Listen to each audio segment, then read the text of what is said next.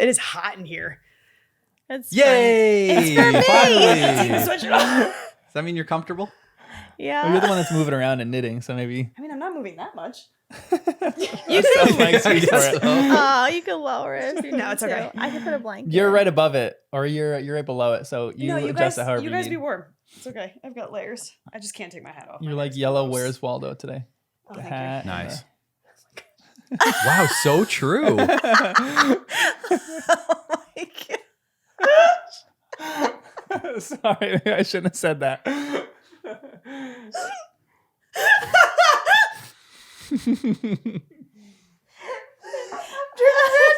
You need to move around the room now. Throughout the podcast, Where'd she's you go? just standing in different spots. It's so cute. Oh no!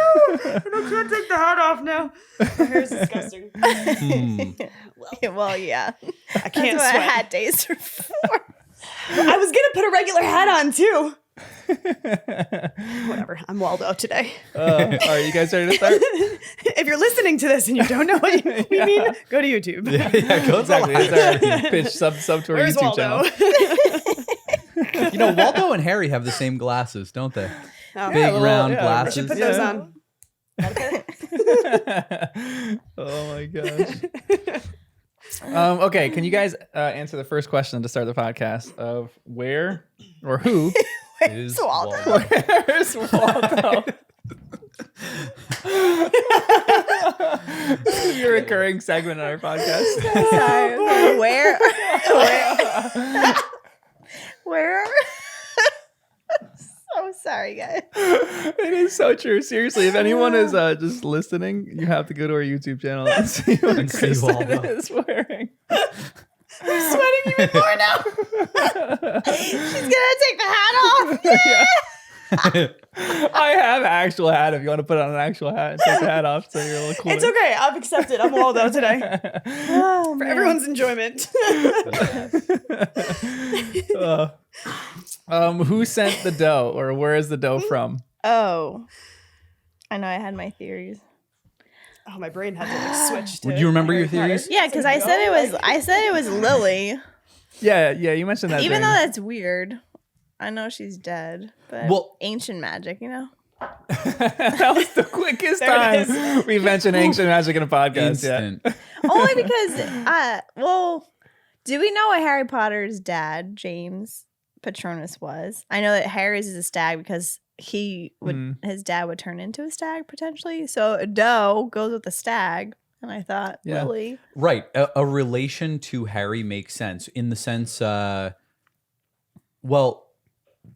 my thought was either it's Lily, similar to the Priori Incantatum wand reversal when Lily and James, like their spirit was coming out of Voldemort's wand.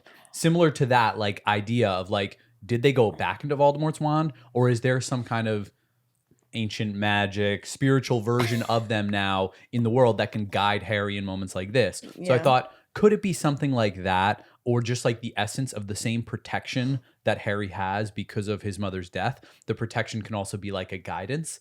I also thought, while at the same time Ron is being guided by the Deluminator, could this be related to that in some way?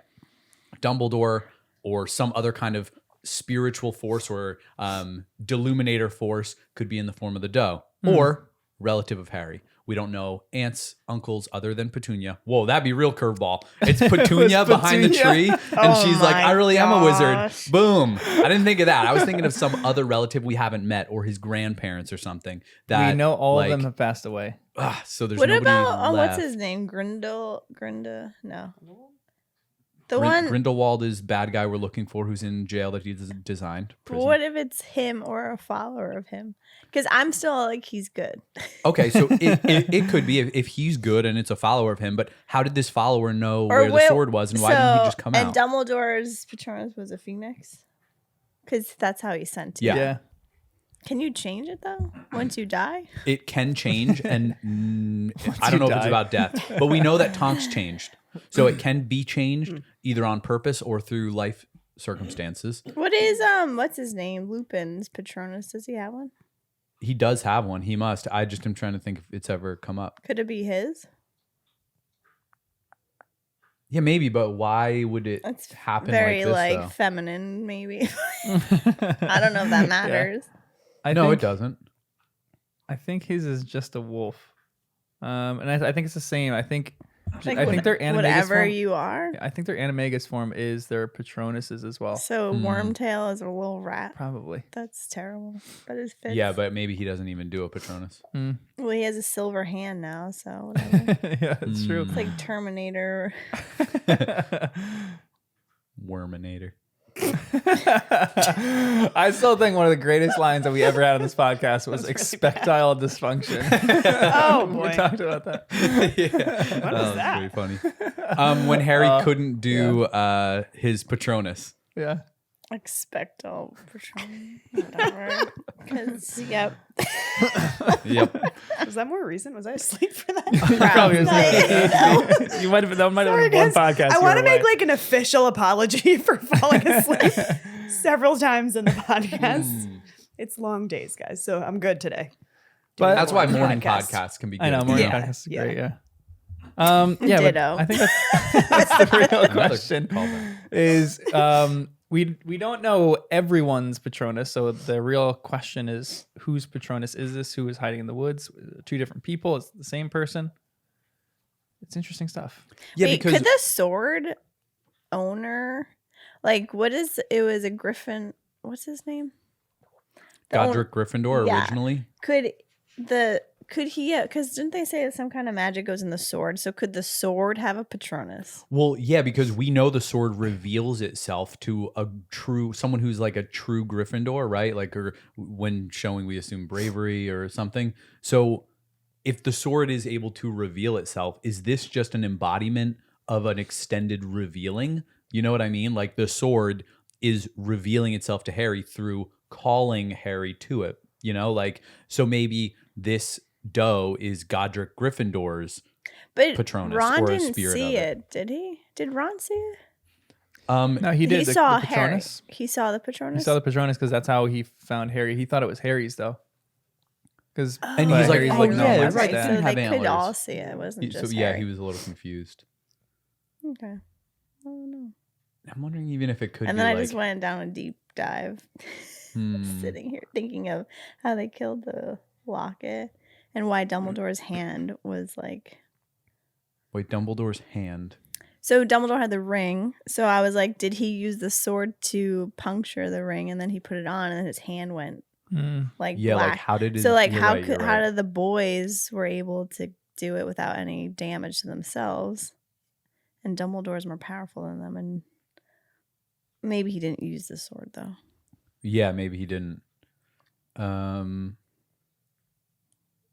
But it's was it like put there or like it appeared there? Like did Dumbledore be like, "Oh, the sword"? Did he just put like a magic spell, like reveal itself Right. when needed, or did he put it in this in the woods here, and then somehow got into Hermione's mind to travel there? Well, yeah, that's the weird part. Like, how did they end up there? And this was a place Hermione camped as a kid, right? Is this the one? Yeah. I think That it so. referenced Forest that there of was. Dean, yeah. It's one of the few places that seemed familiar. We know that they went to the place where the World Cup was, but after that, it felt like it was really, really random for a while. And then this one was one that they actually kind of knew, but I didn't know if that made any sense. And of all the people to be like a little off about, Hermione camped as a kid, but her parents aren't wizards or anything, so it's not a connection to a couple dentists who pick a spot in the woods. And So how did the sword end up there? Yeah, because this is the only location. Because I think that they were having a conversation about that. I think Harry was like, "Where are we?" And Harry, Yeah. they were like, Hermione's like, "We're in the Forest of Dean." Like, I came here as a kid or something like that. So they had like a conversation about that, but I don't. But then I was one other thing that I was just no connection, but it could be when he gave the book to Hermione. It's like a child's book, so like I wonder if that brought back like childhood memories. This is a far fetched. Well, you know what else is idea. weird? That conversation is very telling. Just because they discussed where they were. In every other place, they're just at random spots in the woods. Even if they said it out loud, it wouldn't matter. But now I'm thinking Phineas Nigellus is in painting form. He could just pop into that painting and he could hear what they're saying. So this is the first time they've said out loud a spot Maybe not the first time, but at least in recent time where they said it out loud. And so I'm instantly thinking Phineas Nigellus could then say, cool, he's sitting in the bag, he pops into his painting, he listens, even if he's blindfolded or whatever, and then he hears them say that, then they could find them. Or it would be something like the Deluminator. Well, that would be a sign that he's good. Like he's still loyal to Dumbledore and he's able to like send a message to Lupin or another family member or something to get the sword in the right place if it was placed there. But that feels fishy. Or it would just be similar to the Deluminator. Ron heard when his name was spoken.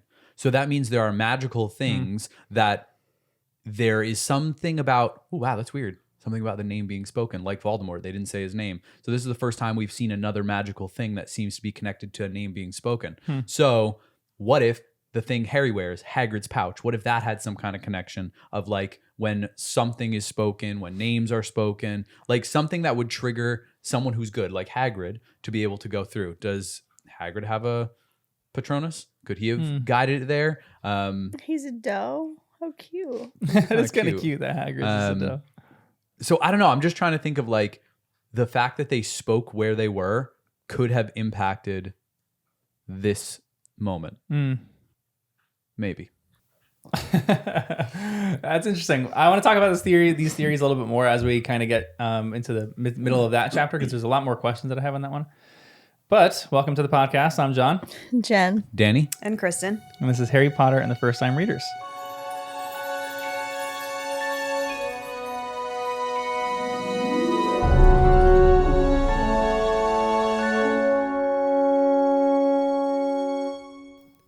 Yet again, our podcast is getting flagged on all sorts of copyright issues, and it is beyond frustrating. So if you guys can do me a favor, if you're listening to this podcast, luckily it's been re-released and it's not getting flagged for copyright. None of our podcasts is against copyright, and we just keep getting flagged, which is really annoying. So if you can, go give us a follow or a subscribe on YouTube, and go give us a rating and review, because that'll help the podcast get out, even though we're kind of getting shadow banned by all sorts of platforms because our copyright issues just keep racking up, even though we're not doing anything wrong. It's just, I'm sorry, I'm ranting. Anyway, go subscribe to us on YouTube. If you want to support this podcast, that's the best way you can do it, is go check us out on YouTube. You can go become a member on YouTube. We're doing book clubs of Harry Potter. If you want to become a member, you can join those book clubs by becoming a member on YouTube or Patreon. And we're starting to release some of those episodes. I'm going to release those this week. And then we have all sorts of stuff going on. We're recording other seasons right now. None of them are being released, but we're recording them for the future. Some are going to be short, some are going to be long, some are going to be with people who are second-time readers. So we have a lot of things in the works for this podcast, and we're really excited about it. And then also, just go check us out on all sorts of other things. We have a Discord that's where the main action is happening right now. It's kind of transitioned from the Reddit to the Discord. And that's kind of where we're even doing just like random things of movie watches, all sorts of other things like album listens and stuff like that. So that's really fun. It's like a small little community where we're kind of just hanging out, talking about Harry Potter and talking about all sorts of other things. So go join us on our Discord. Our Discord link is it's in a Reddit post, but it's all over the place. It's in our YouTube description, all sorts of other spots. So go check us out on that. And then just go join. We're coming up to the end of this book. So go join a live read. We're live reading every single chapter of this book going forward. So if you want, you can join us for live reads where we jump in the Discord, we listen to the chapters on Discord, and Danny and Jen are giving live reactions to everything that's happening during their live read. So it's really fun. I actually really enjoy those. They're some of my favorite things of like reliving the books for the first time again. So go check us out on YouTube. Really, that's the best spot for us. Go subscribe to us on YouTube. Just put a pause on the podcast right now, go to our YouTube channel and subscribe. Hit subscribe. That is the best thing. We're trying to up our subscriber count so we can start pumping out our podcast more to more and more people. So go check us out on YouTube and just enjoy these chapters. These are great chapters. Some of the predictions are wild that Danny and Jen made, and it's really entertaining to listen to. So enjoy these chapters 18 and 19 of Harry Potter and the Deathly Hallows. So we have to do the Life and Lives of Albus Dumbledore before we hit on some of the other stuff. And that's a great chapter too. A little bit tough of a chapter. But give me a very quick summary of that chapter. Kristen? I think I actually have something, guys. Nice. Hold on. I mean, this one... So Hermione gives Harry the Life and Lives of Albus Dumbledore book. They read a section where we find out that Dumbledore and Grindelwald were best friends at one point. Harry feels betrayed because he feels like he didn't truly know Dumbledore at all. I don't know if there was anything else. No, yeah, that's pretty much it. Okay. Yep. So in the beginning of this chapter, Harry kind of reminisces on his lost wand. And it says, never until this moment had he felt himself to be fatally weakened, vulnerable, and naked, as though the best part of his magical power had been torn from him.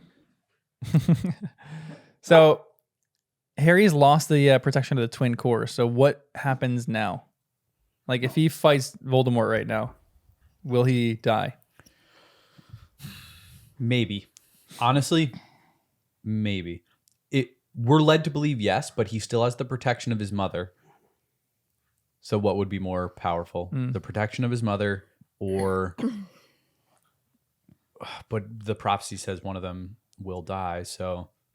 But they both don't have their wands. So, like, is it... Oh, yeah, wait, why? Voldemort doesn't have his?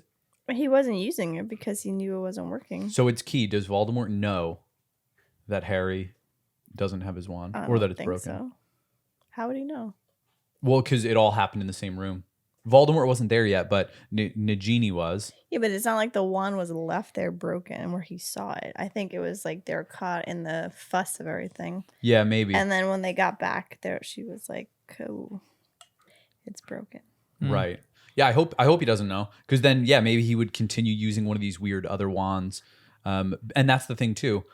He was using other people's wands up in the sky when they were flying around trying to catch Harry when he left Privet Drive. So he wasn't able to kill Harry then because his wand did some gold flame thing. So that gold flame thing, was that wand based or Harry based or mother protection or something else with, like, I don't know, some deeper level of protection? I hope it's not just because of the wand. Yeah, I don't know. Maybe not. But either way, he needs a plan, because, like, what if it is really the wand? And if you got a couple little tools to fight Voldemort, the wand being a sibling, twin wand was a factor, right? He was able to reverse spells that Voldemort had done. So that's pretty powerful. So he's lost that ability. It's definitely not fully, good. I don't know. But yeah, I don't think he lost all ability to fight Voldemort. And wait, at the end he ended up with whose wand? Ron grabbed a spare wand from a who? snatcher. From a snatcher. from a random just a snatcher. random dude in the woods. Yeah. Okay. He might have been part troll, they said. Yeah. The snatcher? The smell. And the wand. Yeah, he said one of them was part wand troll. Yeah. owner, I think. Maybe that's a good sign. I don't know. So, And then okay. it's short and like A short, stubby wand. Interesting. I yeah. keep looking at this picture. It still looks like a nunchuck. But I just can't think of any way they could get it repaired. Do you think like a Ollivander could repair it or anything like that? I bet Ollivander could. But we had discussed that thinking once it breaks, it still can't be put together to its full glory. But the thing, interesting. The thing about this wand that makes it a twin is its core. And according to this little nunchuck looking picture, the core is still intact. So even if you said, forget this wood, let's put this core, which is still a phoenix feather that's whole, into a different wand. Yeah. That could be, you know what I mean? So, but that you would definitely need someone like Ollivander for that, because I don't even know how that's done. I don't even know if it can be done after the fact, but maybe it can. And that's, in my mind, that's a more likely way of fixing the wand than doing a super reparo on this wood, because it's already been broken. So he put that broken wand in his Hagrid pouch. What did he do with it? Yeah, I think so. In Hagrid's pouch. But like, could he just have it on him and it work through another wand? Like the power of the feather. The power of the feather. I mean, maybe, but I don't think so, because the wands would have to be the ones fighting each other for it to be a priori incantatum, right? So it can't just be like around. Exactly. You're so right.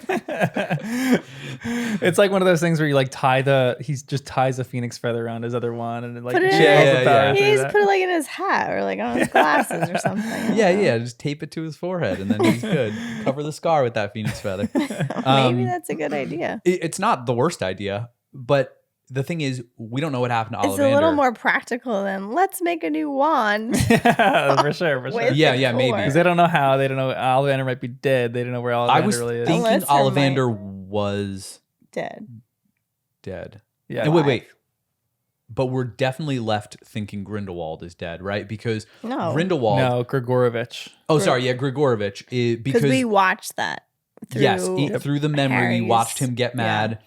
He was able to see the guy who stole that we found out was Grindelwald, and then he killed Grigorovich. So we don't know where Ollivander is, but that seems like our best bet unless Grindelwald is still alive and the thing he stole is something to use to like core wands or like do something to fix wands. So if Grindelwald stole something, some wand making thing, he might be able to tell us where it is. But that would be bad because that would mean Grindelwald kind of is bad if he's stealing stuff from people. Like that's not like good. And then if he did turn good, he would have probably given back the stolen item.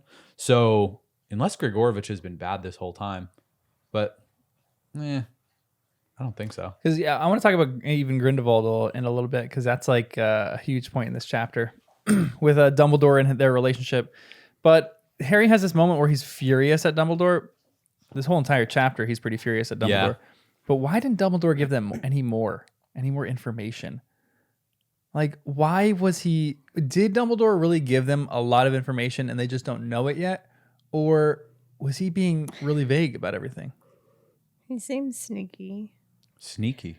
Well, that's the wrong word. What am I trying to say? Like, I still feel like I said this before that he didn't want to give too much information because it could be taken from their memories.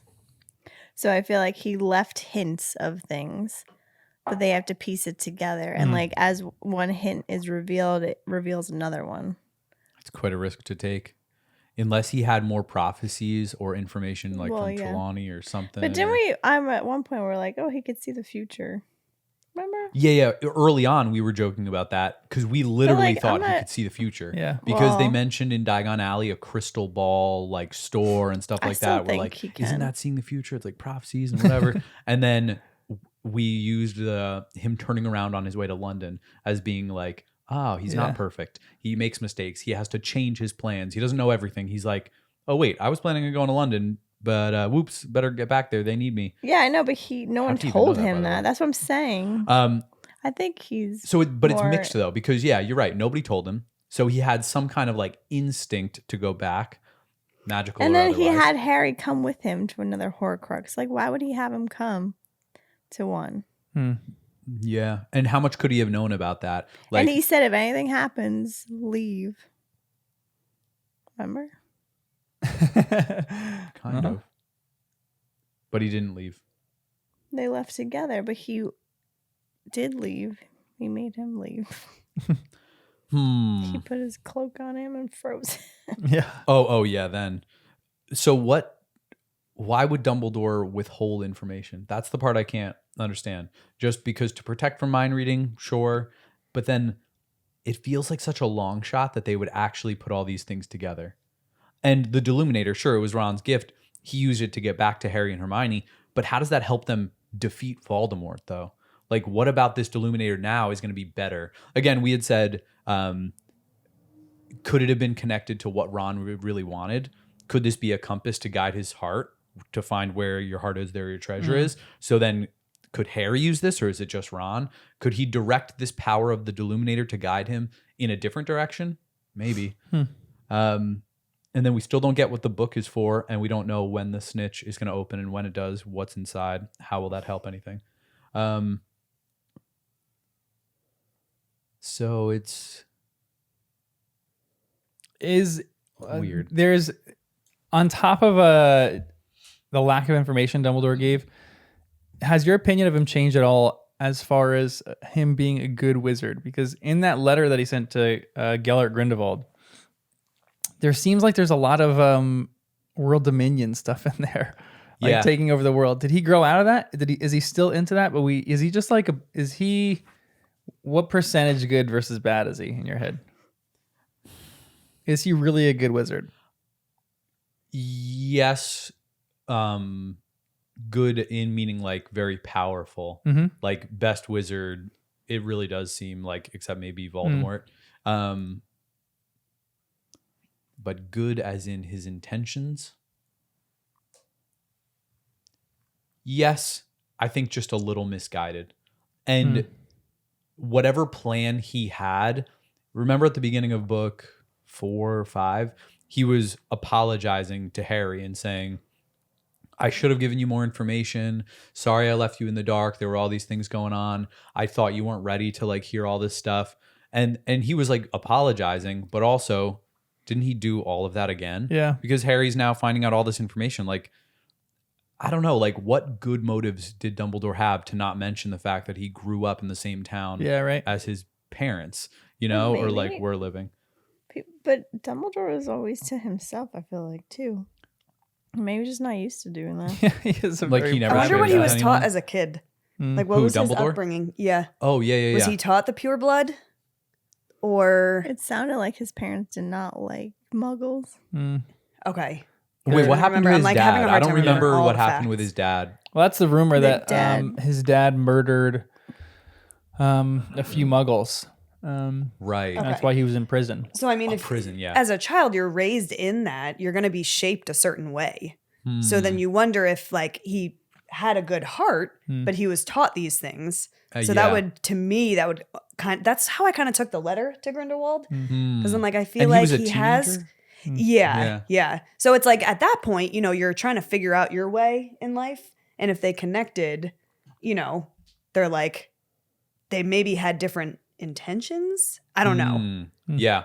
Like almost feels like a slight comparison to Voldemort in this idea of like, you know, for the Muggles' own good, of thinking maybe they wanted similar things of just goodness for the world, the greater good, but at what cost? Right. And some people do that in a different way. Some people think, take Hitler, like he, you know, in his mind, I'm sure he thought he was doing the right thing. So like, it's everyone's intentions kind of. I don't know. I'm like trying to figure out, because then even for myself, it's like what I was taught as a child in certain things, you know, you have to unlearn certain things. And it still creeps back in as an adult. And I have to actively fight against those things that I've worked hard to come out of. Yeah. So it's like, you know, to me, Dumbledore is just, it's proving that he's not a perfect being.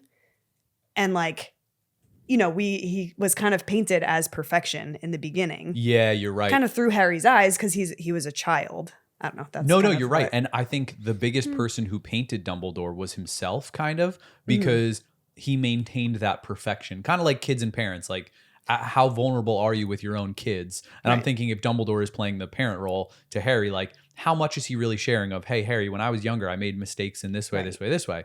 Or maybe, like you said, he just isn't used to letting people in. But I think the part that bothers me a little is how many other people in the wizarding world know Dumbledore's history, but Harry doesn't.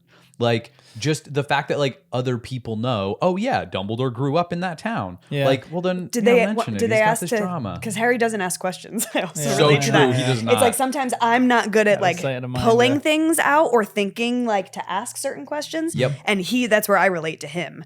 Because it's like he doesn't think to ask. So some people might, maybe everyone, just didn't think to give that information to him. And also, could this be really the first book on Dumbledore? Because I feel like there should have been another one by now if his like defeat of Grindelwald was so big. But then maybe Dumbledore has prevented books from being written in the past. And now that he's no longer around, he couldn't prevent them. Because I'm thinking Hermione should be able to find books on him. Like they're in the library. But maybe that's a little self-serving in the Hogwarts library. But yeah, it feels odd to have so much coming out. But to me, one of the keys is, did his sister's thing, was that a good thing or a bad thing? Because if Kendra is bad and was keeping the sister Ariana as like a, I don't know, like a slave or some kind of like weird suppressed thing, then that wouldn't be good. But if there was good intention from Kendra, and from Dumbledore in that whole situation, that would change a lot of my view too. But that's just one of these big missing pieces of like, well, what happened? Why was she doing a lap in the garden by moonlight?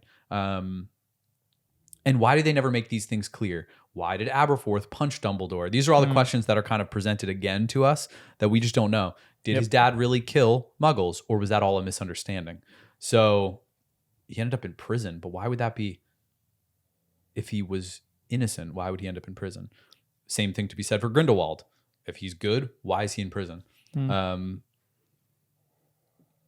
why was Sirius in prison when he was committed? Like he was framed. Yep. So it could And be Hagrid something too, like for that, that maybe. matter. Yeah, exactly. Yeah. So it could be something like framed. It could be like, motives. It could have been like, manslaughter, accidentally murdering a bunch of people, Right, but still consequences. Yeah. But you still gotta go to prison for that. My thoughts about Dumbledore have dropped a little bit because I just find it again hard to justify how in the dark Harry was, if for nothing else, just how he felt at the beginning of this chapter, that like Dumbledore had left them to grope in the darkness, to wrestle with the unknown and undreamed of terrors alone and unaided. Nothing was explained, nothing was given freely. And so I think Harry feeling that distraught, it feels like was preventable, maybe. Yeah. The whole backstory with Dumbledore's family it kind of comes out of left field because Dumbledore never really communicated it. So you don't know anything that's going on. And all of a sudden it just like hits you because you heard a few things here and there throughout this book, but like this chapter specifically. So it's hard to piece anything together, to be honest, or like come up with other theories. But it's written by Rita Skeeter. Yeah. But the only thing that seems trustworthy, and Harry mentions this too, is that the letter itself, like she copy pasted this letter that Dumbledore wrote to Gellert Grindelwald. So there's got to be some truth to some of this, but you just don't know how to navigate through the truth and the untruth. The foundation stone upon which we build. Right? I'm like looking for clues in this letter, and I'm like, what's the foundation stone? Is there another stone? I'm like, is that gravestone with the mark of foundation stone? I'm like, it was just so funny that you just kept mentioning for the greater good in this podcast. And I'm like, what the? Me and Kristen are sitting here going like, oh, well, in about like the end of the last month, we are going for a rude awakening here, Danny. That is so funny. And now I'm left wondering the greater good. Well, the problem is that anyone can say that. Voldemort can say that. The greater good. So can Dumbledore. So can Grindelwald. But I would love it if Dumbledore and Grindelwald had better means to get to the greater good. Certainly better than Voldemort. So we'll see. But how could ending up in prison be a good plan for the greater good? If they can find Grindelwald alive, he's been in prison for like 50 years. Yeah, but it might be safe there in prison. So maybe that's why. And he designed the prison, like we were saying. So that could be something else, but still. Yeah, because there could be like a secret passage out where he can like do whatever. Interesting. So you could say that you went Is to Grindelwald prison. someone we already know? He's been coming out under Polyjuice to hang for out. real. We've already seen that before. So, because what did Grindelwald do to get himself expelled from Durmstrang? He did some dark magic that wasn't allowed. It was like experimental magic. But like, was it really dark? Or do they just don't like that he didn't follow rules? Maybe. Because you're on a kick that you kind of think he's good. Only because why would I don't know. We just want Dumbledore to be good hopes, so bad. And that's what I said. I need hope that someone is good because they're like not in the trajectory of winning this. So I'm like, if they find someone that's more powerful that can give them answers and help, there has to be someone. And I'm hoping it's him. But I was wrong about Snape, I think. So I know. Well, as of now. I know. Grindelwald was in the house when Ariana died. I feel like that means something. Like Dumbledore and Grindelwald were doing something to help her live. And I don't know if that was related to this weird magic. Yeah, exactly. This experimental stuff. And they were trying to make her better. He was there in the house when it happened, came back to my house. He went home the next day distressed, took a port key. Yeah, I don't know. Or could they have switched bodies? Well, Has pretty Dumbledore been Gellert Grindelwald this whole time? That's why he didn't say any of the background.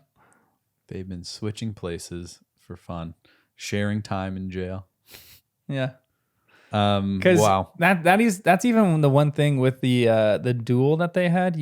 Because in I think the newspaper article or whatever it was, or like the preview of the book, Rita said something about like, don't be so shocked if it wasn't really a great duel. If Grindelwald just waved his white flag, or the white flag came out of his wand.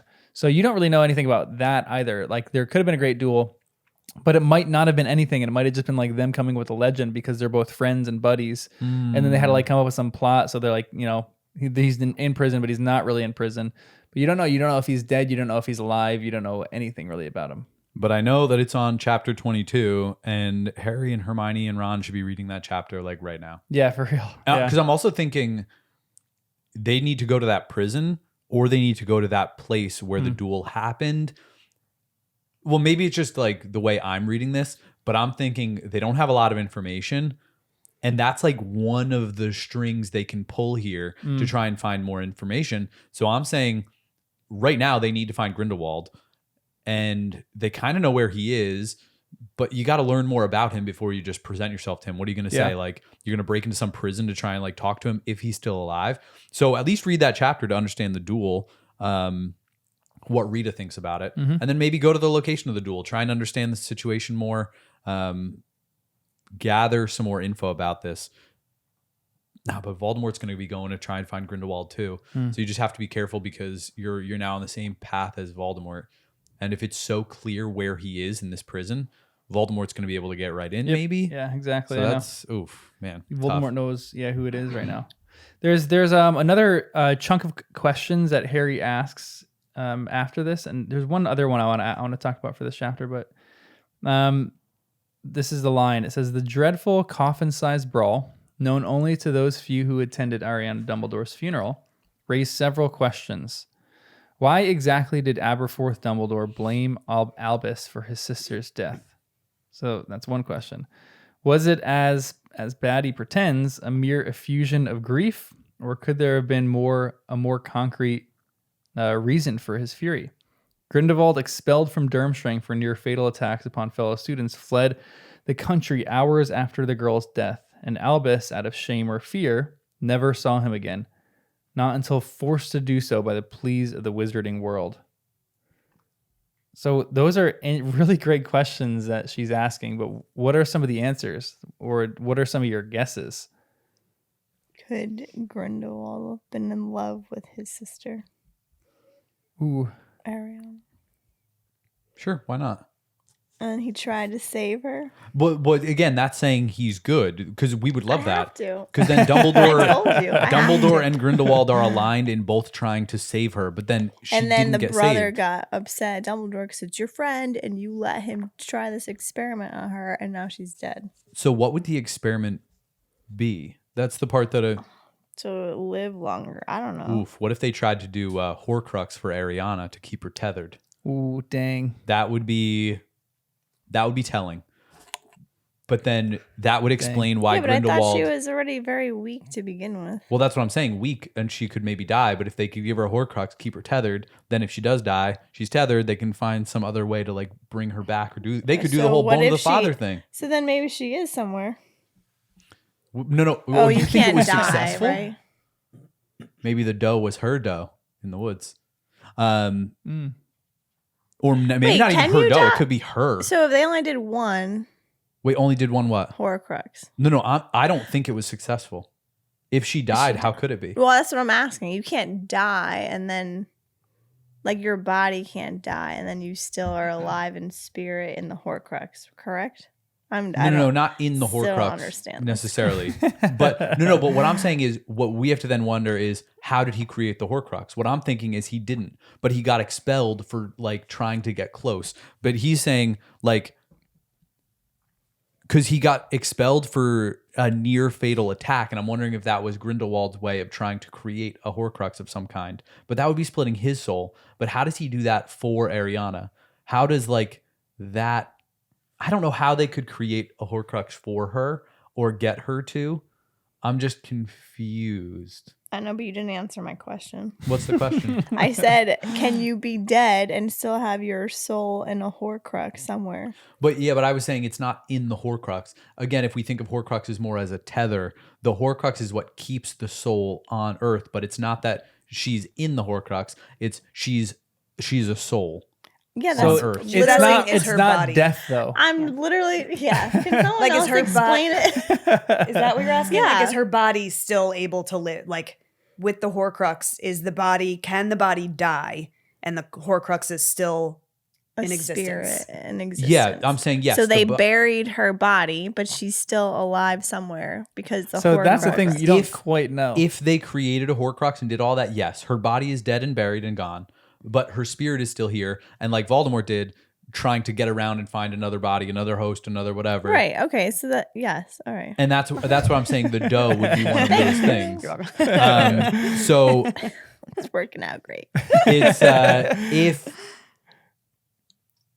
if they were able to create a Horcrux, not convinced they were, because Ariana would have to be the one splitting her soul, and we only know of being able to do that through murder of some kind. Oh, unless it's a darker other direction where Dumbledore... No, he wouldn't kill his own sister to get a Horcrux. That doesn't make any sense. Even if she wanted to die, he wouldn't do it. What about the mom? What if what if they killed the mom? Because remember Ariana was saying that like the mom was keeping her in the house because she was embarrassed by her or something. Yeah. So I never could quite... Ariana was buying have that, killed but- the mom so that way she has a Horcrux? Yeah, maybe. But then know. she doesn't even have powers, it sounded like, right? Yeah, So- no, I don't know. I just don't... I don't know if... Whatever, I like my theory. You like that she killed her mom? No, I'm just saying like the mom maybe is bad, so somehow You she think was Kendra killed. is bad. Okay. How do you I was I like, how don't- do you remember names? But you write them down, so Yeah. A long list. I don't think of anyone in Dumbledore's family as being bad. For some reason, I want them all to be good. Well, not for some reason, because Dumbledore is so good. I feel like this isn't just something... I know, but sometimes him, you're but- the opposite of your family. Yeah, Yeah. it's true. But I'm choosing to view his father as being innocent, his mother as being good, and a loving mother. And this is something deeper about Ariana, some weird thing. And be reminded too, this chapter, what you guys are thinking about with Dumbledore is true of every person in this book. Every person isn't necessarily like, there's a famous line from Sirius. Not everyone is split into good people and Death Eaters. So there's more complicated backstories behind people. Even That's Dumbledore. not true. Well, I was going to throw that at you. I was You going to guys are say like, "Shut up, she could be no." good but ill-intentioned. Yeah, for Yep. sure. Like, Yep. someone could be bad in their youth and then good later on in their life. And then Right. people can change. I think that's a fundamental Yep. quality of people. And some people say people can't change ever, but I think that's wrong. I think people do have the It's a hunk of capacity to baloney. change. Yeah. So someone might be, someone might have had a rough upbringing, or it's not so cut and dry as you could be good now and then bad later, or bad now and good later. It's like we're a mix of everything. And I think we're learning that about Dumbledore, which is a little tough because he's on such a pedestal. You thought he's this perfect character, and now you realize he has flaws, and it's hard to cope with that, to be honest. I was thinking, that moment where you get in your life and you're like, oh, my parents are not these superhuman Yeah.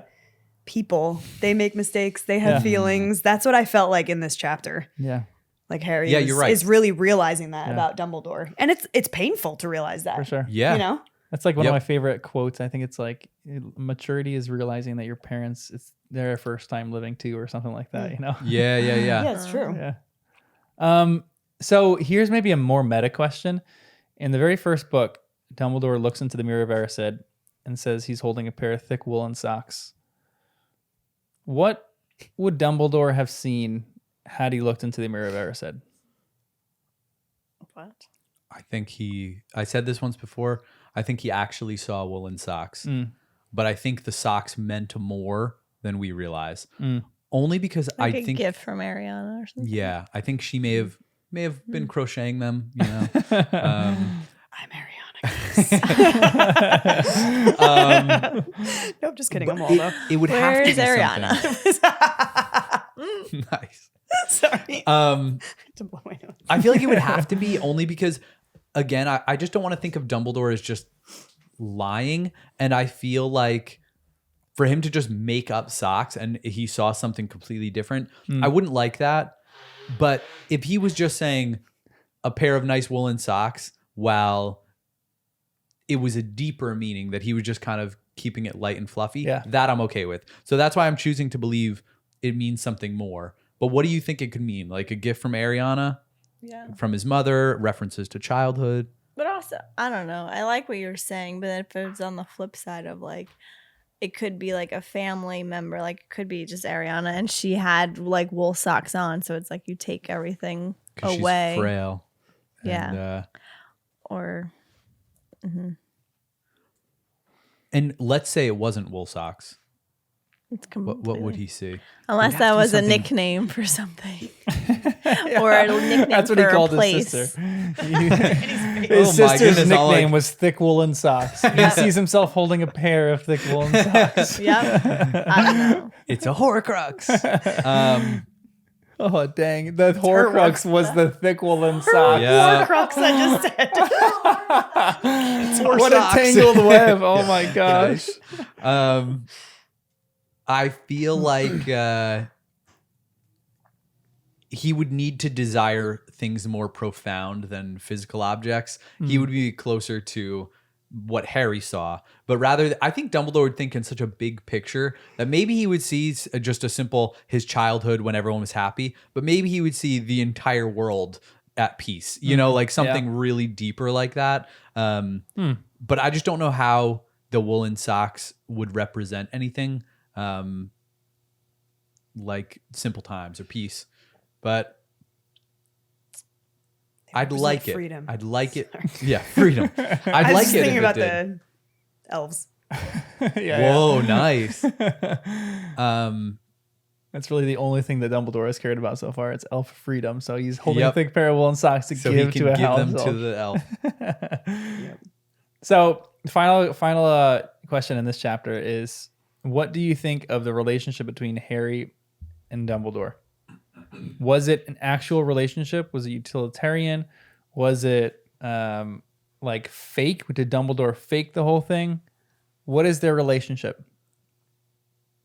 It feels like the way I view it now is similar to how Dumbledore described it when he was getting in the boat looking for that Horcrux, the locket, where he said something about like the difference between Harry and Dumbledore in terms of magical ability. It's like Harry wouldn't even register on well, that's kind of the scale we're talking about here. Dumbledore is operating at such a high level, and Harry is so new to all of this that there's just a disconnect. It's not even the same as parent to child. This is like the most powerful wizard in the world to a brand new wizard. And so we're seeing him from when he was 11 years old or from when he was 1 year old, you know, like, and that disconnect means that Harry is always going to be in the dark about some things because you can't be at the same level as someone who's the greatest wizard alive or in this era. So it feels a little bit like he's using Harry maybe for the greater good as this kind of like, hey, in order for wizards or humanity to get through this thing, we've got to set up this stuff. We've got to do Horcruxes. We've got to, you know, and Dumbledore was on a mission. And maybe because of the prophecy, he's saying Voldemort can only be killed by Harry. So we need to do something to set up Harry to do that. But I just don't know what that is, or like, how does this all help to that end? So like, would that make it so that's like a pretty depressing relationship that they would have, that Dumbledore is only using it for like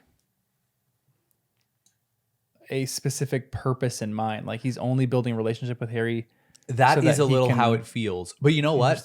What I'm hoping is this is the low point for our view, to catch you up, Jen, the relationship between Dumbledore and Harry.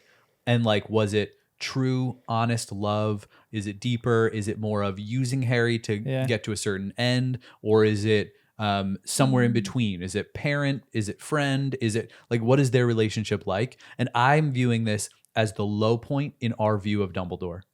And I'm thinking we're going to hear more and more over the next few chapters that's going to bring Dumbledore back into good light of understanding these situations better. Oh, when he was writing that letter, this is what he meant. Oh, when he did this thing, that's what he was trying to like help Harry learn. Or there's this other prophecy we didn't know about that helps Dumbledore or whatever. Or the thing with Ariana or getting punched by Aberforth or his relationship to Grindelwald. I'm hoping all of these things give us more answers to see that he wanted a deeper relationship. But even in the worst case scenario where Harry was just the way to defeat Voldemort, then I would still say it hurt Dumbledore to do it, but he felt like he had to for the greater good. Like, it's like he didn't want Harry to have to be the one to go through all this, but it was already foretold. It was already prophesied. It was already like, maybe it did hurt Dumbledore to have to leave Harry at the Dursleys, but he did for Harry's own best interest of being safe under the family, whatever. And maybe it did hurt Dumbledore to like have to leave Harry alone to face Voldemort on a couple of these occasions if he could have seen that coming. But in the end, he did make all of these choices and we don't have all those answers yet. So at this point, it feels a little bit like he was keeping Harry in the dark and forcing Harry to go through hard times and pain, whether to make him stronger in the long run or not. I don't know, but possibly. Interesting. So Jen, what do you think? I like keep talking as I look over. I'm like waiting for you to be like, I got something, and then I'm like, wait. No, I won't interrupt you. You just go on. No, but I'm waiting for the look on your face to change and be like, oh yeah. So what do you think? About what? You just had like Dumbledore, a long Harry's relationship. Do you actually think it's a legitimate relationship, or you think that Dumbledore was just using? Well, Harry? I think that Dumbledore was already friends somehow with James and Lily Potter because he helped protect them, creating that secret. What is it? Secret keeper or whatever it's called. So I feel like it may have started then, and then it kind of grew into, like, I think it could have started as kind of a friendship or a rapport with the parents. And then when things went really south, he felt like he had to protect Harry. And so it was like a responsibility that turned into like a friendship in a way, or a relationship of like father, I don't know, father, son, I don't know, some kind of like grandparent like relationship. And I think he also knew that Harry had a task to accomplish later on in life. So it was like protection and then loving him through that, and then having to teach him like how to fend against the dark arts wizard. Do you think he taught him to defend well? No. Yeah. 'Cause that's how I kind of Honestly, feel too. yeah. I'm like, he didn't. But give Harry also, a lot I of think practical. Dumbledore was just so smart and like in his head. Like, I don't know. I just think of him as like those personalities that they're just so smart. They can't like teach it. Like, it's just how they think, and they think everyone's on their same level, but they can't. They're not good teachers because they can't dumb it down for people. So it makes me think that like he thought the few words and stuff maybe meant more than they did.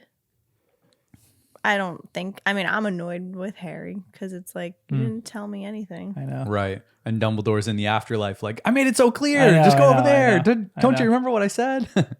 But Hermione's right in the end of this chapter. Harry's probably not necessarily mad because of all the things that he learned about Dumbledore. He's mad that Dumbledore just never told him this stuff. The relationship just seemed strange to him. It's like, yes. But it's not like they were hanging out that long. Yeah, I know. It was for only sure. like brief instances where he had to relate information. It's not like, let's sit down and talk. Yeah. So like the relationship is like not fully like a full, I don't know, like a parent son relationship or grandparent. Yeah, you're right. It was more like information, but you could tell that he cared. Dumbledore cared and loved Harry too, because he did the most with him and like spent time with, I don't know, spend time with him, and everything was to protect him. But like, well, how much energy can you I don't know. the task that was given, it's like he has to put all the mental energy into how can I outwit Voldemort and win and not really entertain like the emotional side of like relationship with Harry. It's more of like gather information, get him up to speed, and not get killed. Yeah. That didn't work. Yeah, it'd be interesting to see how much time they actually spent together. Like in all of this, you could estimate like, you know, each book is a few little interactions. Also, that like one year, 3. remember the one year he didn't want Voldemort Yeah. seeing anything. Oh, yeah, So you're he right. didn't even look Order at of the Harry. Phoenix, yeah. So for that one, it was hardly at all. So yeah, in total, it's like we're thinking they've spent like 20 hours together, you know, which is like I wish one he would episode have of our left podcast. him like a diary or something. Well, maybe it's in the snitch everything, and he just needs to know where to go. Yeah, what's and in the it'll snitch? unravel and be like the whole diary of like what to do. That'd be nice. I know. We'll What talk needs about to close? Yeah. What is the close? Yeah. Open at the close. We'll talk about that one next. Because I want to ask about the Illuminator in the next chapter, but let's go over really quickly just a quick summary of the Silver Doe. It's a great chapter. Great chapter. Harry follows a glowing doe to a lake where he finds the sword of Gryffindor. He goes into the lake, but the locket tries to strangle him. Ron saves him. He's back and gets the sword, and Hermione is very angry at Ron. Okay, so in the one of the first parts of this chapter, Harry sees this doe walking through the woods, and he just has instinct to trust this thing. Just after everything that happened, you guys were in agony. What are you listening to this? You're like, what is he doing? It was he right to trust? The tailcoat ends of that last chapter. I know. When we went with Barth. Yep. Bertha, what was her name? Bathilda. But yeah, Bathilda wow. Bagshot. I wasn't even close. Bertha Borkins. Yeah, that's what I was thinking. Yeah. He is so trusting, I know. and it feels like he Yeah, is that's too why trusting. he's Dumbledore's like protege. Mhm. Literally, that's what got him killed. Trusting. Yeah, you're right.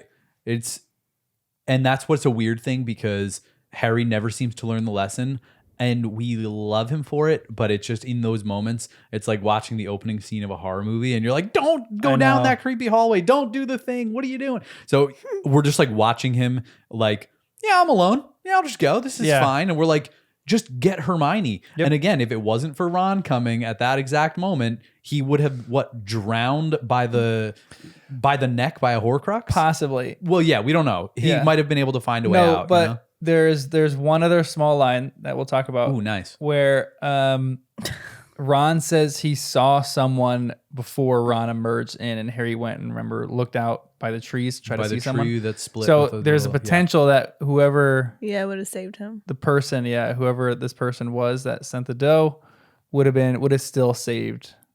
All right, that is Harry. true. That's true. So maybe if this can all be believed as true, and we now are saying this is the real sword because it killed a Horcrux. Mm-hmm. So we are kind of trusting Tree Man. Whoever tree or woman, tree person is Call him Is- Treebeard. Tree Beard. It is whoever it was seems to want Harry to succeed. What is Snape's Patronus? Do we know? He seemed to insult Tonks Patronus when she don't came know. back with Harry that one time, which makes me think his Patronus is If I go something- back on everything that I was powerful. like, oh, maybe it's a set up thing, and Snape's actually like playing both sides, but had to kill Dumbledore, and Dumbledore's not really dead. not really dead. And Snape's Wow, we're actually tracking good. Wait. You are holding on to this idea. You're that saying Snape is good. Dumbledore is Treebeard behind this tree? No, Snape. But wait, you're saying Dumbledore could not be dead according to this theory? No, I don't know. I'm Oh, just okay. saying maybe Dumbledore told Snape he had to kill him at some point and just do it. Just do it? I don't know. I know it's crazy. I'm just throwing out No. ideas. I like the idea. And so you said that the portrait could hear. So I'm like, oh, what if he relayed the information to Snape and then Snape went there to guide him to the sword, which makes no sense. Yeah, well, that's what I'm saying, because Snape put the sword in the vault at Gringotts, but it was a fake sword, the goblin said. Yeah. So why did he do that? Never mind. I mean, I'm open to it. I was thinking it would more likely be along the lines of a goblin or another member of the order or someone else who is like... I was also thinking briefly, does Wormtail know he owes Harry?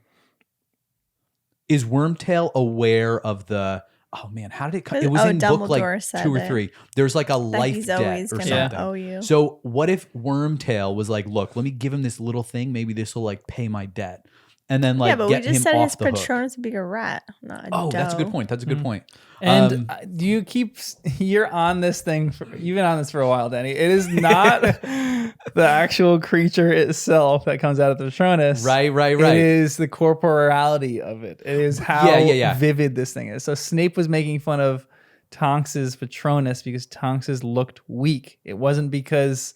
Maybe, I don't know, maybe like the wolf was walking around with like a limp or something like that. But it was probably just not vibrant enough. Oh, you're saying Snape was not making fun of, from the Muggle perspective, the look of it. Yeah. He was literally saying, you're looking a little depressed because it's not vivid and vibrant. And that's at least my take on it. Okay. I think that's confirmed. That's interesting. It's not because, it's not necessarily the animal itself that is doing the protecting. Although, like, a more intimidating animal is definitely a little bit more, like, tough. Well, yeah, of course. So, okay, so Snape's Patronus, that would mean Snape actually does have a correct understanding of Patronus. And so he wasn't saying it from, like, because, again, I'm thinking of Death Eaters just don't really get the whole Patronus thing, because most Death Eaters aren't doing Patronuses, maybe even can't, except we see Umbridge can, so maybe she's not a Death Eater. I don't think we've ever seen Snape. So can he even do one? I don't know. What would it be? I don't know. I think they could still do it. It's just that their happy thoughts are evil thoughts. So maybe theirs wouldn't be as vibrant? Because what's her name? Umbridge is able to do it, but she's like just has this purity of her evil. She's so happy that she's doing these things. This is a complete small tidbit, and it's a really sad thing, and it's so inconsequential. It doesn't even come up in the books at all. But one person who's not actually able to produce a corporeal Patronus is Neville, because he doesn't have enough happy memories. That's so sad. That's why you like him. I was gonna say. Did you hear? I love this chapter. Last time we were listening, he goes, "Oh, one of my favorite chapters we're gonna read." And I'm like, "Oh, great! Someone's gonna die. It's gonna be depressing." So she was so ready for such depressing chapter, and then the chapter was great. It was so happy and hopeful. It was a great chapter. It was a chapter of hope. Look at that! And I was shocked. I was like, "Wow, it's so good." John it's a great really one. threw us Not off with that one. Yeah. But yeah, I mean, the tough question is how did the sword get there? Is the doe and the sword the same person? Probably, but who is this person? And then why would they put it in the water? Why would they just have it appear in the tent? Yeah. Like adding another layer of difficulty and then guiding Harry out. Like, why not just come out and hand him the sword? What's the deal? I don't know. Great question. It's so annoying. I just want answers. We're getting there. We're almost there. Yeah. Almost. A chapter a week. Few more months. It is. Yeah, it's very confusing. Unclear. Unless the person can't be seen. So that would make sense. Like physically cannot be seen, or like they don't want to be? I don't know. Either one. Yeah, and then they didn't reveal themselves. What, because Ron was there? But then again, why put the sword underwater? What's the water factor? There's got to be something. Or was the sword already there? Like Dumbledore put it there that's and what it was I was hidden? thinking. And And it needed to be in water for a certain charm of protection or something. Maybe that area is more important than just a campground. Yeah, maybe. There was this note too in this chapter when Danny kind of perked up when it said Nowl hooted somewhere off as he stripped off, and he thought with a pang of Hedwig. Was that actually Hedwig? Or is it like another owl? Is that an indicator for who this person could be? There's an owl. It was just a shooting. one-line thing as Harry was getting ready to jump in, and then we hear an owl. Oh, okay. And I don't know if this was. I keep thinking of the thing that was going around on the internet, like how many owls would you have to see in a day before you're like something's wrong? But like owls are rare to see, and so to hear an owl at like a key moment, I'm like, huh. Is this an owl that just scouted something out for somebody and is now going back to relay a message? It felt like it meant something. In this world, when you hear an owl, it means something. Because I get pretty psyched when I hear the owl that lives somewhere behind us. I haven't heard it recently, but remember that we were hearing it like at least a few days in a row or like relatively often. You don't remember? Here I am like in the backyard. Where's my letter to Hogwarts? And Jenn's in there like, what is he doing? They got Danny 20 years old too late, but hey, it still The comes. sound machine with the owl. Oh yeah, there is an owl on our rainforest sounds. So there's another note in even these chapters that, I mean, me and Jenn hate this with everything in us, but every pore of his body screamed in protest. The air in his lungs seemed to freeze solid as he was submerged to his shoulders in the frozen water. He could hardly breathe. Trembling so violently the water lapped over the edges of the pool. He felt for the blade with his numb feet. He only wanted to dive once. Now, that's miserable to me. But the one thing that I could do that Harry can do is I would be able to pick that up with my toes. Ooh, nice. There's a family trait for us that we have really long toes. It was so cute. One of my nieces, she was like really young and she like was with like a pen, and I was like, "Hey, can you grab me that pen?" And she literally picked it up with her toes. That is great. I was like, I would feel for it with my toes and be able to pick it up with my toes and then just grab it. Oh my! But this is my least favorite part of this whole chapter or this whole book because it's so freezing and so cold. Ooh. But there is an interesting note for why the sword is at the bottom of a lake. Could it be because of the properties of the sword and that it has to come to a worthy Gryffindor? So is Harry having to show bravery here because he has to go in the water? Itself. Is there any other reason? Is like, is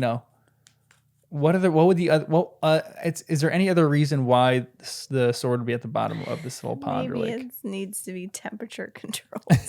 Yeah, exactly. But like, I guess it just can't rust because it's a fancy sword. I mean, there is a lot of symmetry or symbolism or parallelism with the sword and the stone with throw them all Arthur's out sword. there. Oh, Yeah, interesting. Of like pulling it Yeah, out. the lady yeah. in the lake. Well, it's not necessarily the lake because there's another legend with Arthur's sword Oh, where it's the lady in the lake is the one that gives it to him, I think, rather than he pulls it from the sword or pulls it from the stone. So I think there's like good, cute, cool little symmetry with that or whatever the word is. yeah, I do like that. Yeah. And also, I'm still viewing that as being canon. Merlin's beard, etc. Yeah, there you go. So I'm thinking the sword and the stone in those stories are actual, real wizard world stories. It'd be great if we got this. And so it definitely could have some parallels there. I don't like the idea of the cold being the brave part, only because I think a true Gryffindor isn't about like being in cold water or like bravery of like personal pain. I think it's more of, oh, maybe that sounds like my Hufflepuff is showing, like showing your bravery for your friends, you know? There's your new shirt. My Hufflepuff is showing. Yeah, because I would think the true bravery needs to involve a little more risk or sacrifice or like something than the water itself. Well, that's But because I'm you're still not curious. afraid of cold water. Yeah, so maybe that is part of it. Danny's diving in that water. Oh, this feels great. Yeah. Ah, hello, Would have sword. dove into that before. But you know what? It's Yeah, also probably. then I wouldn't be brave. So like it's like what's the thing? Yeah, I'm that's thinking of what Game we're of Thrones. saying, It's a that cheesy it would line. be brave for us because we hate it. Yeah, so then maybe only someone who doesn't like cold water would be able to actually show their bravery because you have to be scared in order to be When brave. you're saying it. But I just think there's something more to the cold water, something more about like The sword has to be temperature controlled. yeah, of course. That's the best theory we got so far. But I just don't Or know maybe what. something like whoever could get their hands on it that would be evil can't go in that type of water. Voldemort is even more scared of the cold. Or he can't get wet. But there is something about that like in the evil the witch. very first Yeah, book. There was nice. something like the Mirror of Eris said, like you the only the person who looks in the mirror and wanted to get the stone but not use it for evil intent was able to actually have the Grab it. stone. So it might be something similar with the lake. Yep. We just don't know at this point. Yeah, Or and maybe water is you so can't pure. see it. Maybe it was Right. Maybe it's like the same thing with the mirror. Like if you looked for what you wanted to see in the water, you would find it. But maybe if someone else looked in the water, they wouldn't have seen it. Yeah, I like the idea of the water itself being a spell or a charm or a something that filters people, or like it's like if your heart is pure, you can go into it, but otherwise something Ron bad saw it. happens. But Ron is also a Gryffindor, and I would say he's worthy. He wielded this sword and killed a Horcrux. You know, like I mean, he's Well, really the one that got he the sword. saved Harry. so first. true. He's the one who Yeah. grabbed it, but Harry felt it. Yeah. So that gives us some kind of clue. But Ron is a brave Gryffindor. You know. I love the idea that Ron like didn't even think twice. He like was watching Harry, I guess, from beyond the trees, and then Harry goes down, and then he like goes in. He's like Harry's struggling to get up, just immediately goes in, like beats out the other person. He's like in a sprint there, beats out the other person who was about to save him, who we don't know who it is, and jumps in and grabs Harry. I love that. Yep. Were you shocked by his return? Well, now that we know it's possible, because I didn't think it was possible. Yeah. I'm not shocked that he wanted to come back. Yeah. Yeah, exactly. Just how would he ever find them? They didn't leave him much. So definitely surprised, psyched about it too. Go on. So with the Deluminator though, like, so let's talk about the objects again, real quick. With the Deluminator, is there any other? Are they going to be able to use it for anything else? Is this just for Ron? Same thing with Hermione. Why does she have this book? And what is up with Harry's snitch? What is I the think close? they all go together, obviously, because so do all three of them as friends. But I think each thing is for that person. Like I think there's a charm or something that it'll reveal itself to that person. But maybe they all have to work together. I don't know. I think at the end they all are going to work together. Yeah, I definitely think they. Wait, you mean the people or the objects? The objects, Okay. and the people. But I think like Ron, I'm not sure if it would work for anyone else. Yeah, like if someone else has the Deluminator. And what's the connection now between the light that it absorbs and sends out, and then you can follow, but the light also like kind of, it seems like there's a blue It's a thingy and then went guiding inside of light. him, then he could kind of sense where to go a little. And No, then, it literally was able to make him disapparate to where he needed to go, which is crazy. right. And yeah, and can that be used by other people or for other destinations, or is it just to help keep them together? Because that's just like, are there going to be other functions to these things? Now they've got the sword too. Right. What's in the book? That's the part I can't quite get, because they found the symbol, but it feels like they didn't find anything else on that page. And is there more in Rita's book about what the symbol means? If it was Grindelwald's symbol and then chapter 22 is sharing the battle, does she address it? Also, is it possible Xenophilius is Grindelwald? Wow. He's literally wearing the symbol on his neck. Yeah. So I'm just, I don't know, but that page of the book seems important, wherever that symbol was hand drawn in. But I just can't figure out why. Like, because she kind of was looking around that page already. But are there others? What? I love your thought process. I know. I'm like, I can't follow. No, this. I feel like that was like a curveball. Like almost hit me in the face. Granted, so good, I'm though. not It just, you know, that just out there. direct either, but And then could the snitch work together with any of these other? I can't. they all work together. Just we're gonna read. We're like getting there. Come Enough on. theorizing. Let's read. When Ron destroys this thing too, when he destroys the Horcrux, it says this: Ron looked toward him, After all this other stuff was happening, after like, this weird evil Harry and Hermione were making out, it says Ron looked toward him, and Harry thought he saw a trace of scarlet in his eyes. Ron? The sword flashed, plunged. Harry threw himself out of the way. There was a clang of metal and a long, drawn-out scream. How is the Horcrux actually destroyed? Are we confirming that the Horcrux is destroyed? Yes, I think so. Yeah, Okay. I do think so. It was broken into pieces, and I think to me that was the Unless, clarification. can it jump to something else? But what else? But it screamed, so to me Yep. that's like death. It's only the little scarlet in Ron's eyes, which I took to be a glint from the ruby. Like that kind of like there's a power in the sword. It almost like gives off light and heat. Like I took it to be like that, but there would be a small chance that it was a jumping to him. But if it were to jump to Ron, I don't think it would be that way. But Only then because there we was would that. notice a difference in him, wouldn't we? Would we? I don't know. I would think. But if the Horcrux was clever, it could, kind of pretend or do some other thing. But I don't think so. I viewed this as it's done. That was final. That was it. So that's an interesting theory. Like a Horcrux can jump into another object, or like a Horcrux can be made like it's like a little kind of flea. did that to Ginny, no? Yeah, kind It of like actually. controlled her. So Yeah. like, Yeah.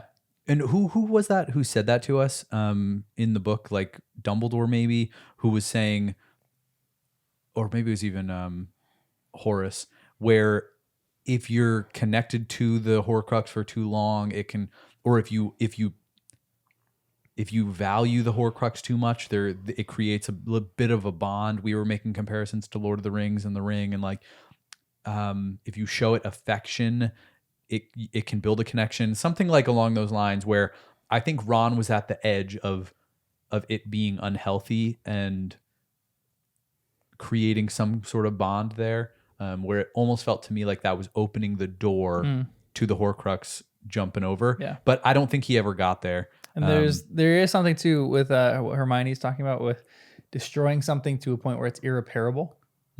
So like if they just destroy this object to the point where it's irreparable, can it just jump and like latch itself onto something else? I don't think that's possible. But that's an interesting idea.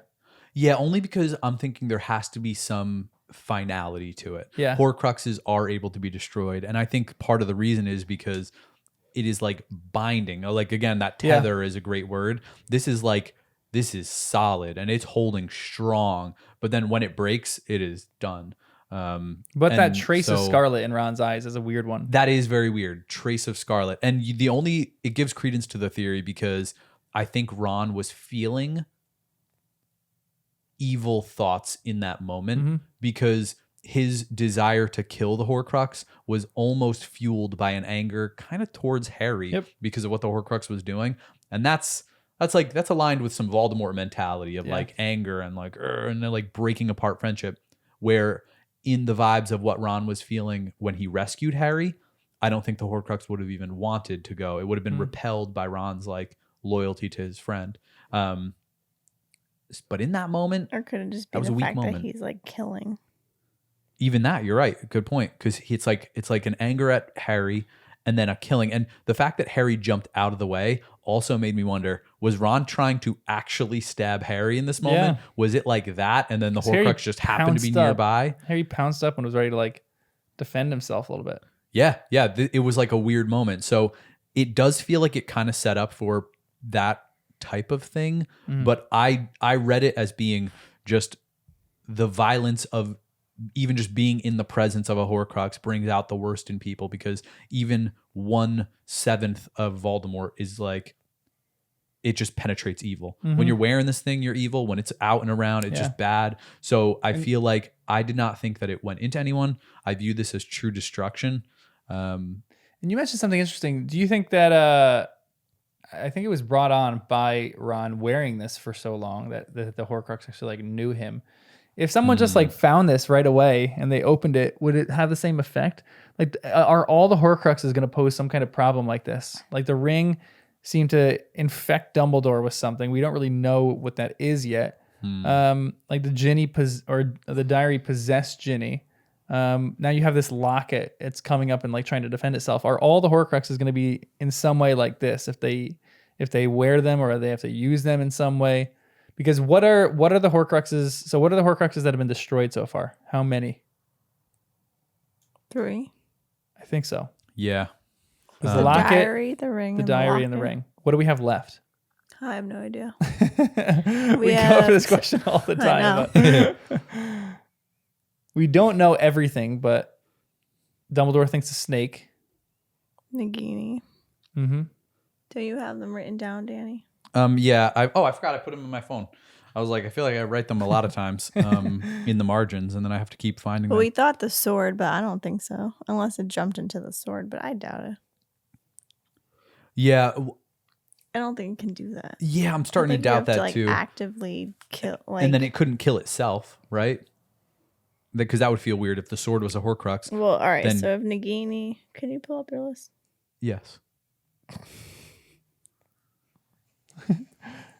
Oh, I got to update it now because You gotta cross it off. the locket's now destroyed. Journal, Ring of Slytherin, Locket of House Gaunt. And then we've got a couple other ones that were kind of like questions. Cups of Hufflepuff, Sword of Gryffindor, Invisibility Cloak, a Ravenclaw item, the Weasley's Tiara, Harry's Scar, and You have to kill Harry. big time. That's well, yeah.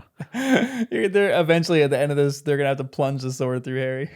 Oof. Through his scar. That would be tragic. What if they just have to tap it, his scar, and then Just roll hit it? him on the forehead with this sword. Ron almost got a 2-for-1 deal with this stab.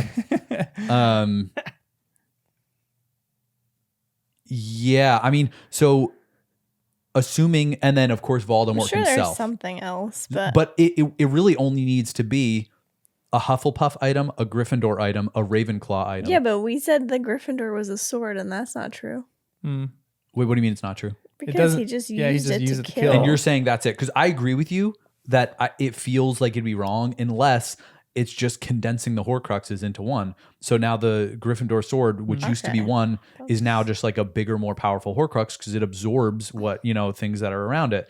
So things, it's like... Can we be hopeful? Like, no, that's still hopeful because at least it condensed it into one place. yeah, but then how do you kill it? How do you kill a super sword? No, I don't know. The sword that like cannot be destroyed. So like that's Because great. no, but it ring keeps to rule. absorbing This things. is the and one you could ring use of all that the to its Horcruxes. detriment. You could do something that it absorbs that kills it from the inside. I don't know. I'm just making things up. But what else would it be? Because again, we liked the idea of Can't Slytherin, be his Hufflepuff, Gryffindor, wand. Ravenclaw. What? Whose wand? Voldemort's wand? No, that's weird. Maybe, but because it's on him and now he seems to not even like his own wand. I just like the idea that we've killed 3. The other 3 could be a Hufflepuff, I think it's Gryffindor, something Ravenclaw. in Hogwarts though, Mm. because remember Because they are obsessed with Hogwarts right yeah, now. and like he wanted to go in there and he couldn't get a job there, and then Snape is now in charge of it, and then Harry really had an urge to go back to Hogwarts because he felt like something was there. So I feel like something's there. Yeah, agreed. I just can't think of what it is. Oh, you think it's one of the house things? Well, I like the house thing. It just feels so well-rounded, but it also is very... What about the sorting hat? Yeah, that is another good. I was just going to add that actually because... But that's weird too. but it's Yeah. ancient, which it's we all like. going on the kids' heads. Yeah. Oh, I have to add don't think it can be Nagini to this, which I don't like it, but I just don't like things that have sentience. Being a Horcrux is something about that feels off. So that's why Nagini, Sorting Hat, Harry, those are things that I don't think really make sense because how could it be a Horcrux without it having an impact on the thing? Unless that's been causing some false sorting for the Sorting Hat's recent history. So I don't know. The Gryffindor item still could be the tiara the Weasleys had. Would Godric Gryffindor wear a tiara? That is a fair point. Maybe it's the fashion back in the maybe. day. Maybe his wife. Yeah, he could have or made it for his daughter. wife. Or whoever's grave was in the cemetery that's super old that we couldn't read that has the symbol on it. It was their yeah. tiara. Gryffindor's mom. Right. This thing Or has been wife or passed daughter down or for whatever. a while. Yeah. But then how do the Weasleys end up with like the... Maybe that's the greater thing. good thing. It's the sign.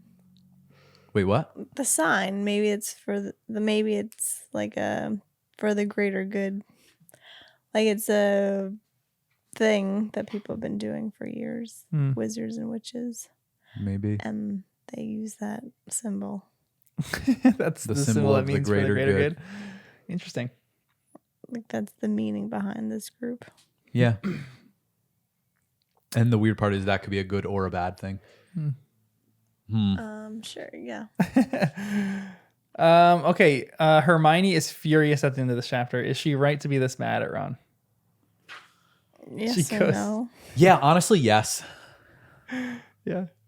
I love the line where it goes, where Ron's like, oh, you know, or Harry says to Ron, I think, you know, it went well. And Ron says, yeah, said Ron, could have been worse. Remember those birds she set on me? Yep. And then from the other bunk comes, I still haven't ruled it out, came Hermione's muffled voice from beneath her blankets. Oh, man. That's funny. Is she right to be this mad? I mean, yeah. She's allowed to be. I thought she would soften up towards the end a little, like you get it all out, Yeah, and then yeah. you're like, It was fear. She had to have been so afraid that he was like gone. That's how I took it. yeah. Yep. So she's channeling all that fear and letting all the anger out. So it's gonna last a while. That makes sense. And Danny mentioned during the live read, I think both you mentioned the polyjuice thing. Like check to really see if it's Ron. Wow. And especially with this slight Horcrux potential, they're just like, Ron's been through a lot. So I would say in this moment, just take a second, ask some deep old questions and just try and analyze where he's at. Yeah. Because it did seem dangerous to just be like, and he's back. And right after Harry went through all this stuff where you're like, what just happened? Just take a second and understand it. We feel pretty good about it, but it would have been nice for them to just be a little cautious. Yeah, a little bit more cautious than they were. But I mean, there's definitely right cause that it's Ron. Like, there's really no doubt. And I'm thinking of... yeah, the Horcrux literally revealed that it was exactly. Ron. Yep. Yeah. Unless it was all part of the conspiracy.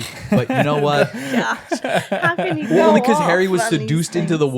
woods, and then it just feels a little convenient. Like, hey, come into the woods all by yourself, and then what do you know? Ron's back and the sword's back, and there's like some mysterious person who couldn't reveal themselves that just like led you here and then disappeared, and like it just feels like worth investigating. But I'm just saying they are familiar with Ron to such a degree that if it wasn't him, they would know. Kind of like the people, like bank tellers that are seeking counterfeits. They don't really have to train them much. You can get those little pens and stuff, whatever. But the way they know is just familiarity, because they're dealing with so much real money that they can spot a fake just by feel, because they're so used to the real thing. And I'm thinking that's how it is here, where they're so used to real Ron. Maybe they don't need to ask any questions because they would know very quickly if he was not himself. And I'm just kind of trusting that nobody could fake being Ron. This is some just as far as the movie is concerned. This is some of my favorite Rupert Grint acting in the series. There's this little bit where he's telling the story of how he found his way back, and Hermione's furious. And Emma Watson does a good job being furious, but there's this one moment where Ron's talking about it, and he's like, the ball of light. He's like, it went in. He's like, it went in here. He's like, I knew exactly what to do. And Ron, like Rupert Grint acts it perfectly. And then there's one line that's an added one in the movies that I actually think is really good. And Ron goes like, oh, how long do you think she'll be mad at me? And then Harry goes, you just keep talking about that ball of light that goes into your chest and she won't be mad anymore. like Hermione, her acting in that scene was really good too. She was like, oh, like, it's so tender. Like, so there's sweet. A ball of light that Ron followed. And like it went into Ron's like soul, like his heart. It's so vulnerable. Yeah. So because Ron's like, you said my name, just my name. And he's like, I knew what I needed to do. It's a really cute scene. It's a good acted scene. So we'll get there eventually in a few years. Yeah, that's what I was thinking. I'm glad you said it out loud. Oh yeah, because we're gonna have a triple movie watch at the end of this. We're doing it a marathon style. Oh boy, I forgot about that. It's gonna be great. Yeah, we've been waiting. I feel like that should be a full day. Let's do it. Wait, don't you have them on DVDs? Blu-ray actually. Ooh, I have nice. Nice. He has. Old school. I don't think we even unwrapped them. Because when I got the books, I got them from the same thing. It was like what's the Goodwill? It was a Goodwill auction. So I got them all in a set. It was great. Oh, the backed in. Yeah. So yeah. But yeah, any other tidbits in this chapter? This is a really good one. I love this chapter so much. I love when Harry said Harry fully realized, or I guess the book said Harry fully realized how much his absence had cost them. Talking about Ron, because when Ron was gone, we were kind of discussing that, like how they like what did he really do, and how did he like how much value did he hold, and the Horcrux was making Ron say things like that. But I like that. It's not like Ron was or Harry was saying that to Ron to encourage him. Harry felt that. He felt like, wow, once Ron was back, he realized how like detrimental it was to have him gone. Yeah, it was a big piece of the group. And so Ron brought them together, which is, it's less tangible, but it had a huge impact on them. A cord of 3 cannot be broken. Exactly. There They made it a cord of 2 and it nearly snapped like Harry's wand. I know. There legitimately is something about odd numbers. I remember, I think NASA was doing this program for like Mars, and they realized that they could not send 8 people because 8 is such a firm number. There could be 2 alliances, and those 2 alliances could like gang up on each other and end up like fighting each other. Wow. So they said 9 is like the absolute, like they have to do an odd number for some reason. There was like some other experiment where like these people lived in a bubble for like 2 years or something like that. I forgot exactly what it was. Someone on stream will know.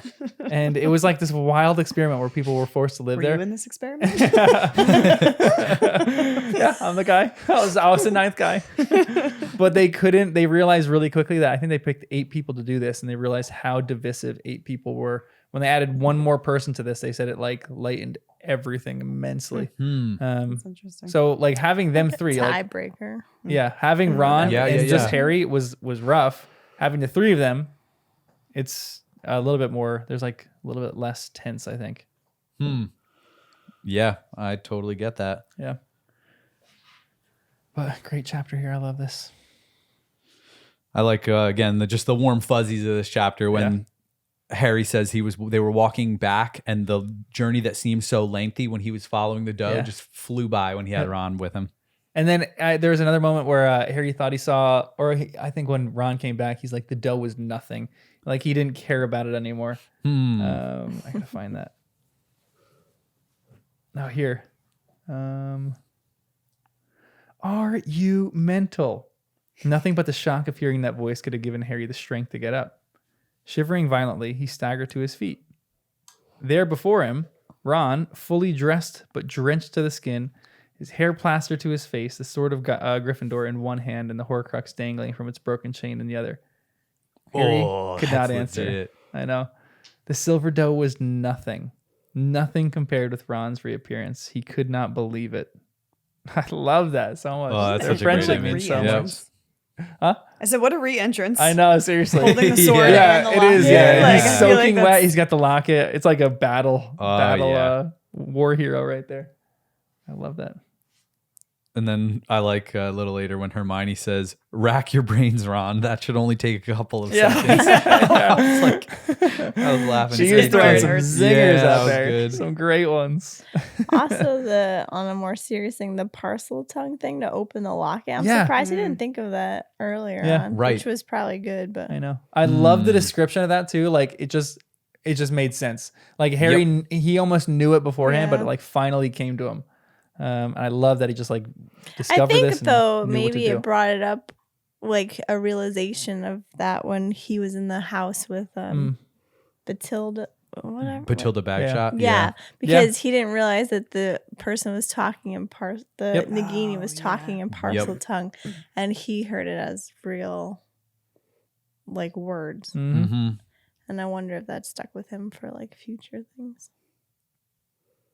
That's a great point. Because that was good. Yeah.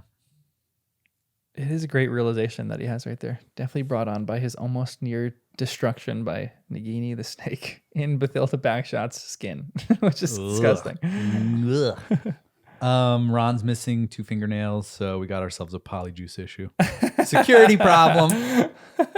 The nails. It is. The troll snatcher stole his fingernails, and he's good now. Any other points in this chapter? Danny, as you're scanning? Before we hit the favorites? I don't see anything. I wrote, did Dumbledore put it there when they were at the end kind of asking, like, it must have been a Patronus. Couldn't you see who was casting it? And I was thinking before Dumbledore died, or whoever put the sword there, could it have all been part of a charm? Like, when one is worthy, guide them to this spot. Like, if anyone was even roughly in the area. And again, Dumbledore's Patronus is a phoenix. The phoenix, yeah. I was wondering if it maybe wasn't a Patronus or if somebody else. Well, I guess somebody else would have had to do it either way. So it might as well be the guy behind the tree. Only other thing, Forest of Dean. Wondering if this is Dean, our Dean. You know what I mean? If that's the name of this woods. That's where he lives. I was like, what if this is a Dean family Thompson. forest and that was the connection? And who's this Dean if it's not our Dean? Really, in this entire series, Dean has been the main character. You just haven't He's- known it until exactly, this point. That's yep. why we're in the Forest of Dean And now. that's why so- he's the only Irish kid at school. Dumbledore brought him there specifically for this moment. Isn't he not in school though? He's like out camping. That's Who, not Dean? Dean. Yeah, he no, is. that He's on the was run. yeah. On When the run, right? exactly on the run with that like crew of who was that? A few goblins and Yeah. So maybe they did And It it. was Dirk Ted Tonks, Dirk Cresswell, two goblins, Ted Grip Tonks, Hook, and man. So that's a What if- strong crew. what if Oh, they're they all should have there? revealed themselves. Yeah, maybe they shouldn't have. I don't know.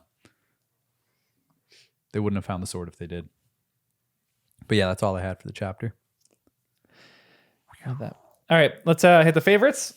Who is your guys' Hot Tamale Award? Or let's do favorite. Let's do House Cup. House Cup winner. Who wins your House Ron. Cup? Ron. Yeah. Ron's for me too.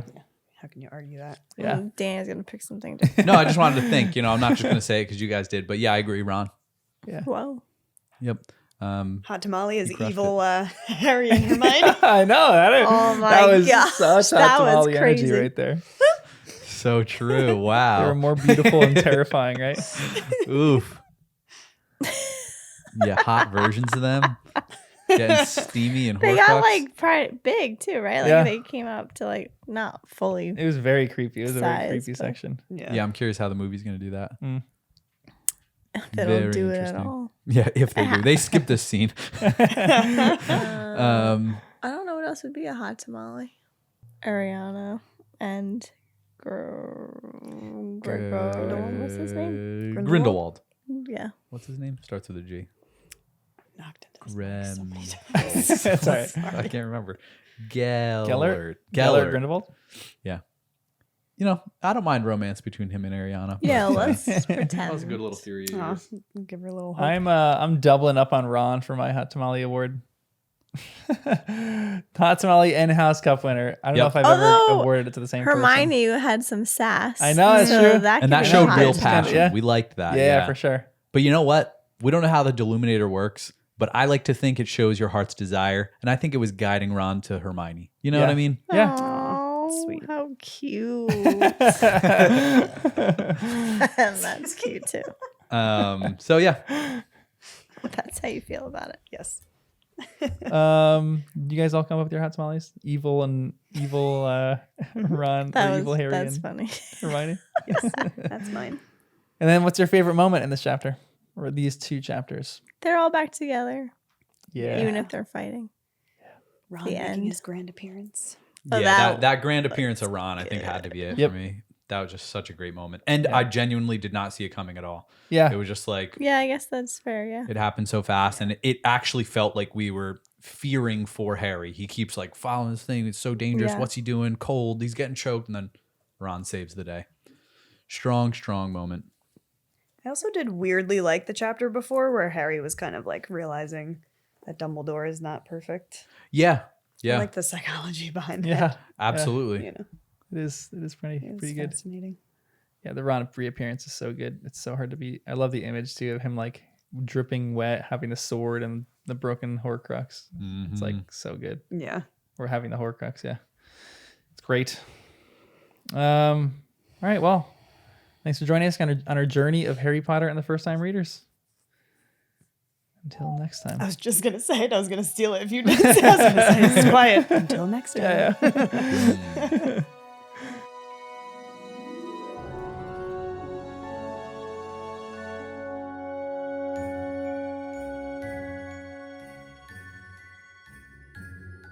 Sometimes it's hard though, because I don't like.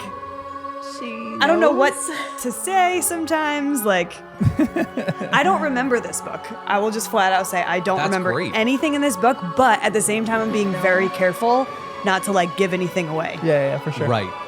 So it's a tough one. You guys are reading about a battle. There's a battle in here in my head. Yep. That's hard. I don't know how. That's why I'm quiet You can do it. 95% of the time. Yeah.